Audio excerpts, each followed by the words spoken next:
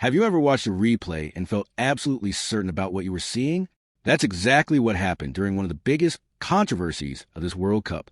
Millions of fans around the world watched the same replay. The player appeared clearly offside. Commentators noticed it. Fans noticed it. Even former players seemed convinced. But then VAR ruled the play onside. The penalty stood. The goal counted. And the one thing that could have ended the entire debate instantly, the official offside graphic never appeared. That's where the real controversy began. The incident happened during Qatar's match against Switzerland. Early in the game, Swiss midfielder Remo Freuler went down in the penalty area after contact from Qatar's goalkeeper. The referee pointed to the spot. At first glance, the penalty itself seemed reasonable. The problem was what happened before the foul.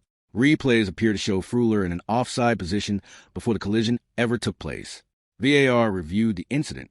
Fans inside the stadium saw that a check was underway. Viewers around the world waited for the final verdict. After a lengthy review, officials announced that the player was onside. Penalty confirmed. Briel Embolo stepped up and scored. Normally, that would have been the end of the story. But this time something unusual happened. The calibrated offside line, the graphic FIFA uses to show exactly why a player is onside or offside, never appeared on television. Not in the United States. Not in the United Kingdom. Not anywhere. And suddenly fans were left with a simple question. If the decision was correct, where was the proof? Social media exploded within minutes. Thousands of fans posted screenshots of the replay, arguing that the player looked clearly offside. Many called it the worst refereeing decision of the tournament so far. Others labeled it the first major VAR controversy of the World Cup. The frustration wasn't just about the decision itself. It was about transparency.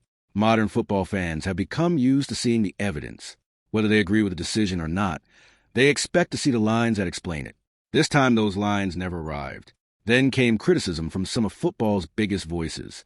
Former England star Gary Neville questioned why FIFA, as the host broadcaster, failed to provide the graphic. He argued that fans already have trust issues with football authorities and that withholding the evidence only made things worse.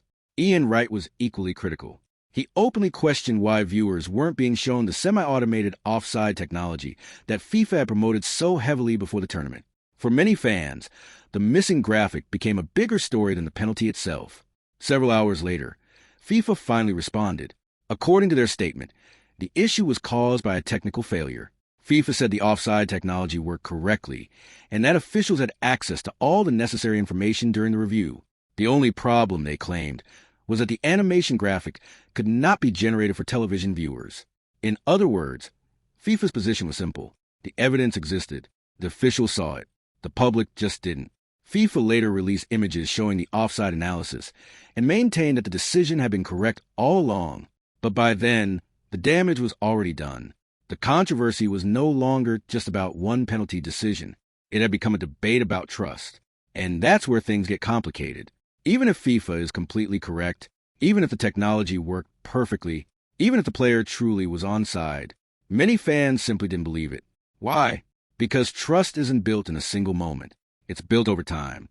And according to critics, FIFA had already spent the opening days of the tournament facing questions about ticketing, attendance figures, travel restrictions, and several organizational decisions. So when the offside graphic disappeared, many supporters didn't assume it was a harmless technical problem. Instead, they assumed the worst. Whether that's fair or not is a matter of opinion, but perception matters. In major sporting events, credibility is everything. Fans don't just want officials to make the correct decision.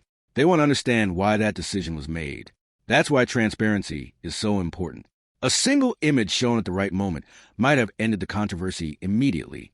Instead, the absence of that image created a global debate that lasted far longer than the match itself. Ironically, all of this overshadowed an important football story. Qatar earned a historic result, securing the first World Cup point in the nation's history. Under normal circumstances, that achievement would have dominated the headlines. Instead, much of the conversation focused on VAR and missing evidence. And that's the lesson from this entire incident. The issue isn't necessarily whether the call was right or wrong. The issue is whether fans felt they were given enough information to trust the decision. In modern sports, technology is supposed to reduce controversy. But when the evidence isn't shown, technology can sometimes create even more questions than answers. So now the debate continues. Was this simply an unfortunate technical malfunction? Or was it another example of FIFA asking fans to trust a system without providing enough transparency?